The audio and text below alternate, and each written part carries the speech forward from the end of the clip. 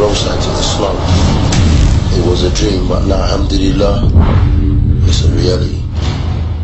Assalamu alaikum warahmatullahi ta'ala wa barakatuh. My name is Ishaaq Mustaqim. My father is from Haiti and my mother is from Switzerland, and I'm Muslim 2 years now. I was born in Montreal and I grew up in Montreal. When I was a young kid, I was really good in school. Like my mom, I'm sure my mom had like high hope in me because I was his first kid, and I was a really good kid, really good grades in school and everything. Everything changed while I was looking for happiness. I was only living with my mom and my stepfather, and I didn't really have a father figure. My stepfather was not a father figure, and my dad was not in my life. So I ended up being raised by the street.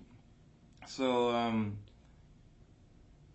at the age of 13, 14 years old, I started looking like the other kids in school, and I saw them, I saw the kids that were taking drugs and drinking alcohol and going out with girls. I saw them more happy than the other kids. So I started to wanted to be with them and try that stuff. So that's what I did.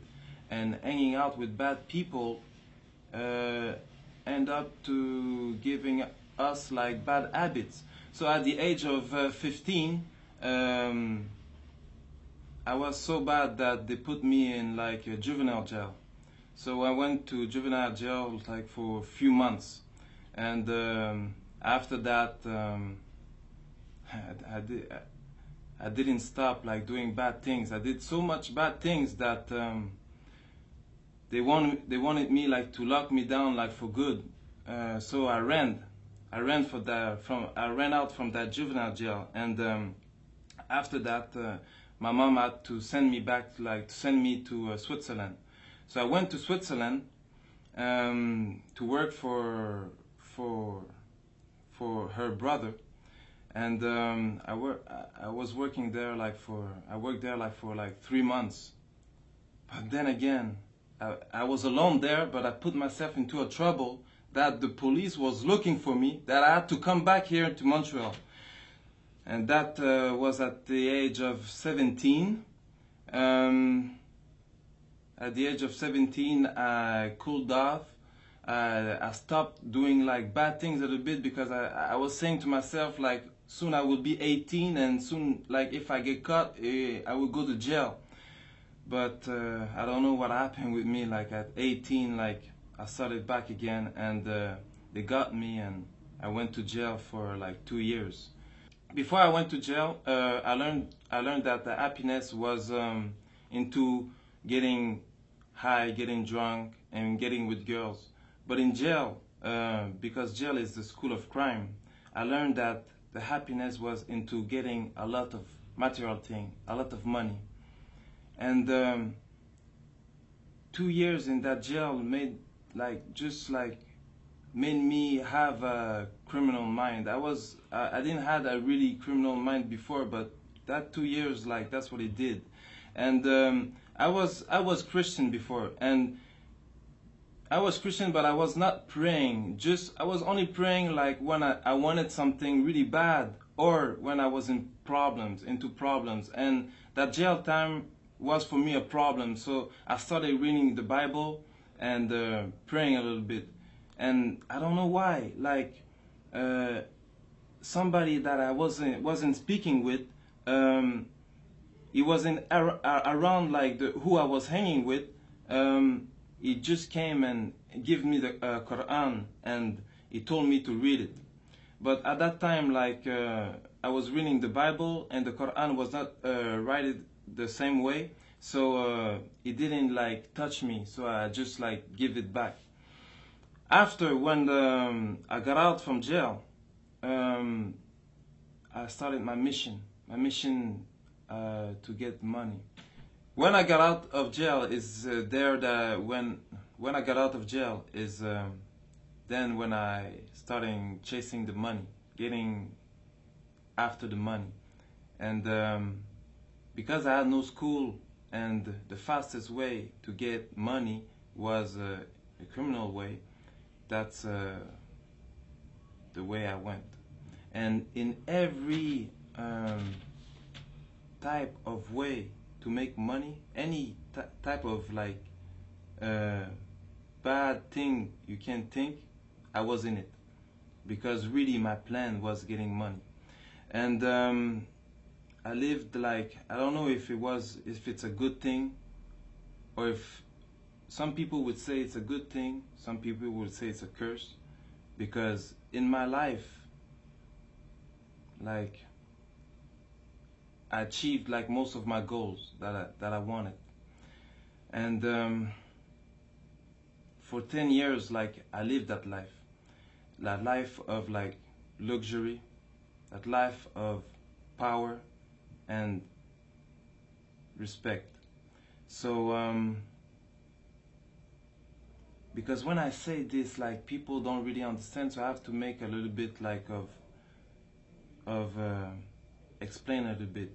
Like when when I say like I had the things that most people, young and older, they would like to have, that I had in my life, they don't really understand, because everybody has his own perspective on like what is luxurious.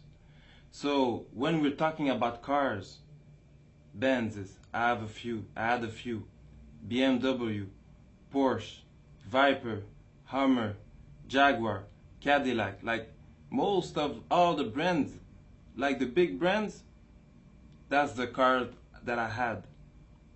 Like houses, condos, but not like only like the cars like normal, like the car, because when you buy a car, it's like to make you happy, but the thing is that happiness doesn't last. So right after, like, you have to suit up the car. But after, when the car is suited up, there's nothing else to do. So you buy another car.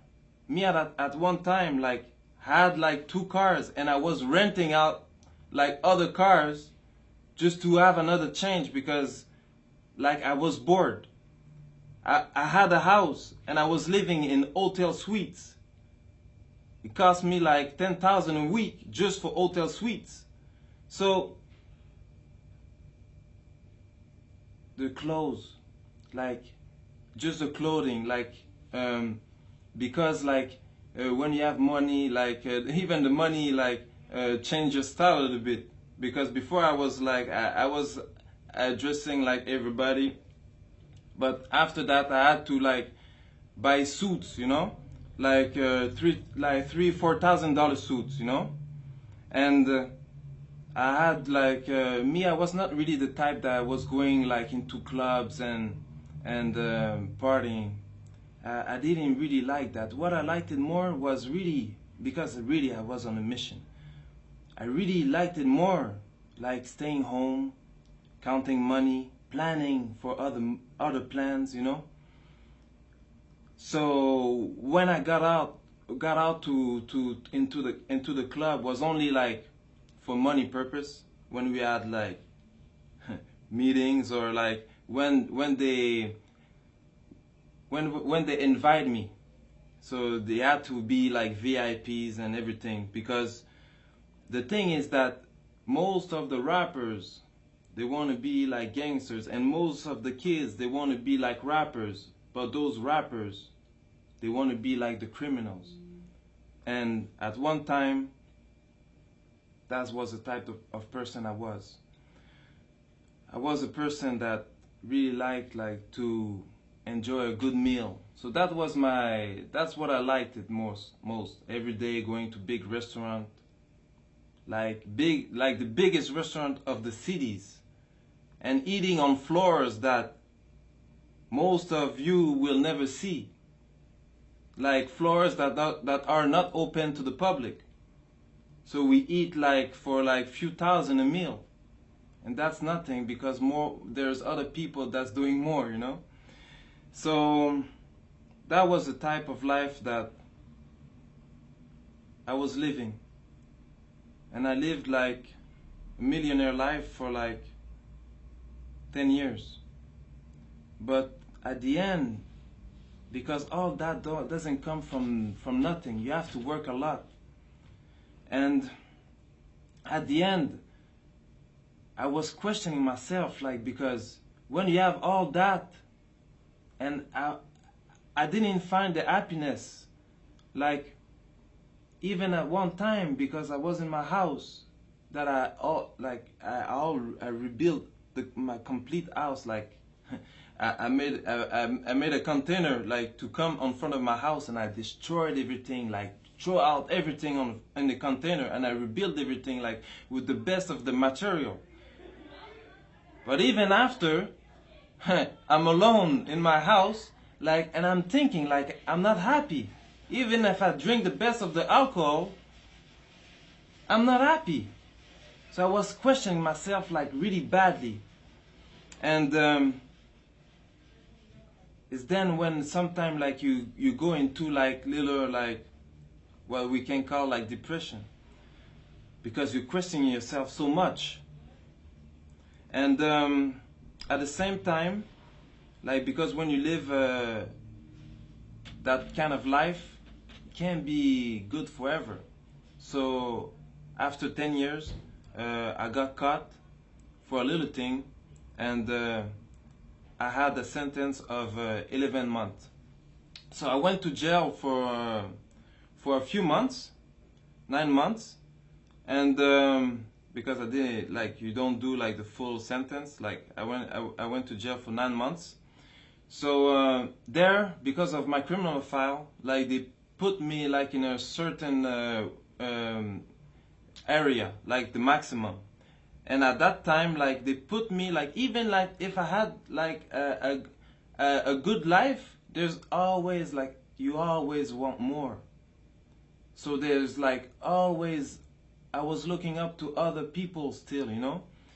So, and they put me, like, in a wing with, like, those kind of people that had even more money, that was spending even more money. Like, they were talking, like, a lot of money. So it's not like anybody, like, we're talking just like that and you believe, like, you can read it in the newspaper when something happened, like, it's in the newspaper. So and they were talking about me like that. Even them, they were not happy. Even them, like, they wanted to change. So really, all that made me even more, like, put in a position that I had that I had to think about my life. And after, at the end of my sentence, I got in a jail, in a cell with a Muslim, and that Muslim brother started to talk to me about Islam.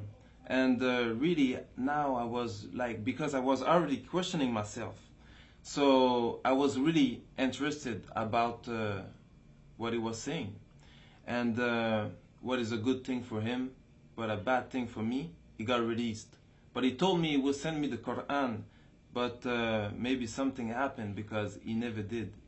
Like, I don't know if he never did, but I never received it. So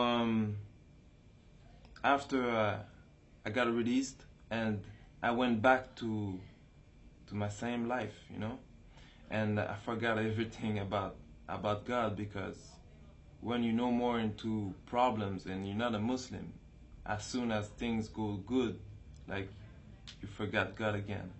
And while I was, like, doing my life, I met up with a woman, and that woman, she was Muslim, and her mom, she told me that I should look up into Islam.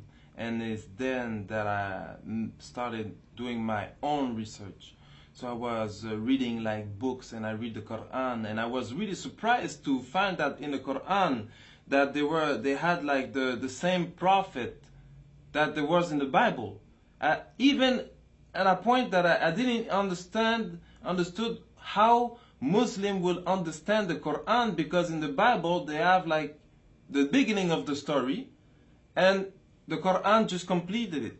So and I started to do my own research, like even like a lot. I was researching, and the only problem that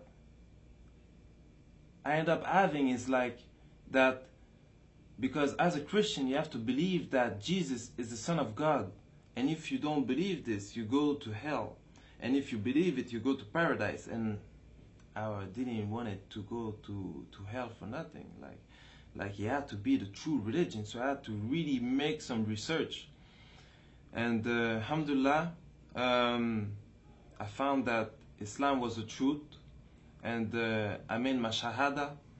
So right after I took my shahada, 3 days after, my mom called me and told me that the police was looking for me. So I went to see my lawyers, and they told me that I should give myself tin. So I went and I gave myself tin, but for the first time, it was the first time I went into jail as a Muslim. I'm here with my client Isaac, or known as Isaac Mustaqim, who is charged in Montreal with various offenses, particularly fraud, forgery, the use of forged documents. With regards to the fraud that my client is charged with, the amount of the fraud is $689,970.24.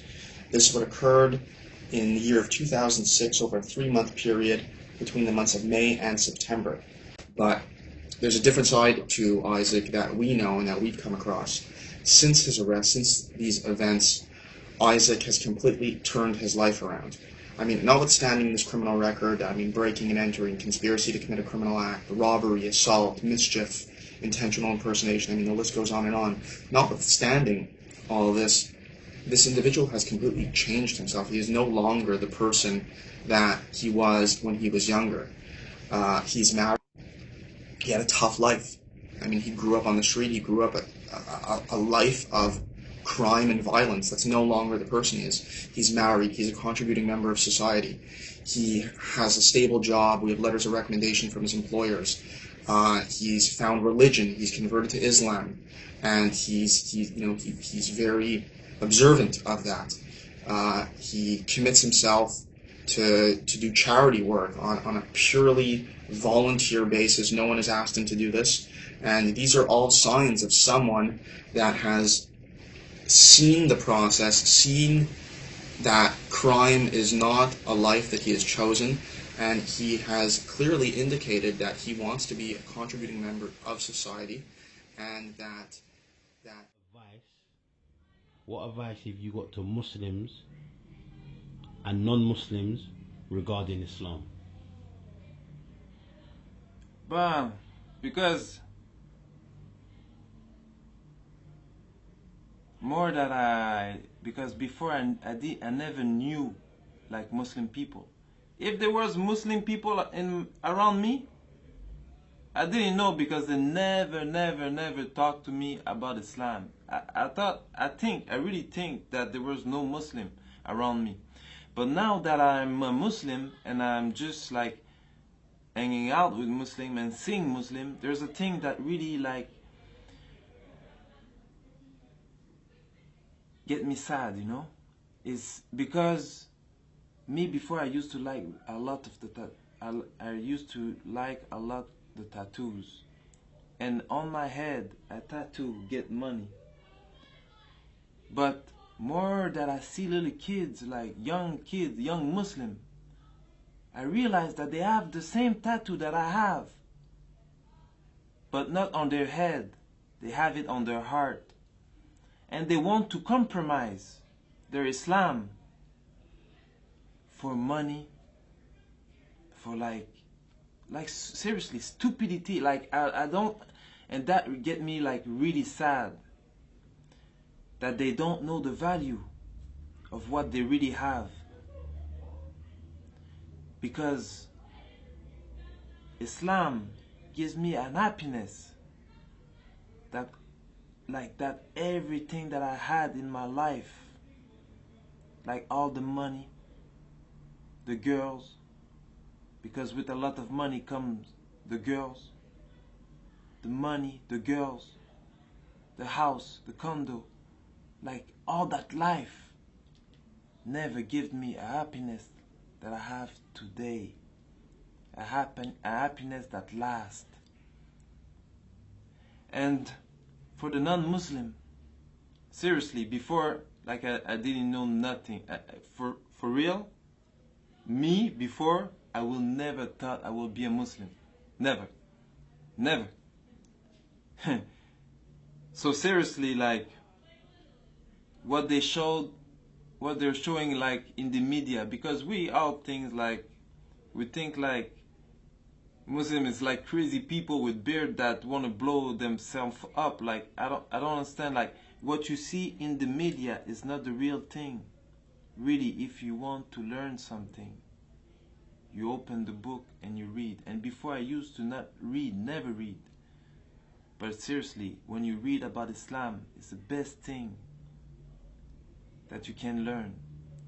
And even if you're not interested about changing your religion or getting a religion, at least just read it for like education. Just read it so you know what they're talking about. Why so much people are turning into Islam? Why? You have to question yourself, like, because everybody has a brain. Maybe you believe there's a God or not. I believe there's a God, and a God like give us a brain, and the brain is to think. So I just ask you to think by yourself. Don't think like don't just follow what the media gives you. Like, think by yourself and read. Like, read the Quran. There's translation of the Quran in French, in English, in all the language. So just read, try to really learn about Islam, and don't look what the Muslims are doing, because that's a lot of people say, like, but I know a Muslim. A lot of Muslims, we're human beings and we all do mistakes, and there's a lot of Muslims that, like, there's only one Muslim, and that was a prophet that really like can live what the religion, the Prophet ﷺ, like, that really like lived what the religion was teaching. But all the Muslims, most of the Muslims, even me, I'm not a perfect Muslim. We all try to be good. We all try, but you can't learn the religion by looking at me or hearing what I'm saying. So that's why I'm saying, go read the Quran and learn about Islam from its source. And I want to say Jazakallahu khair to Roadside to Islam. Assalamu alaikum wa rahmatullahi ta'ala wa barakatuh.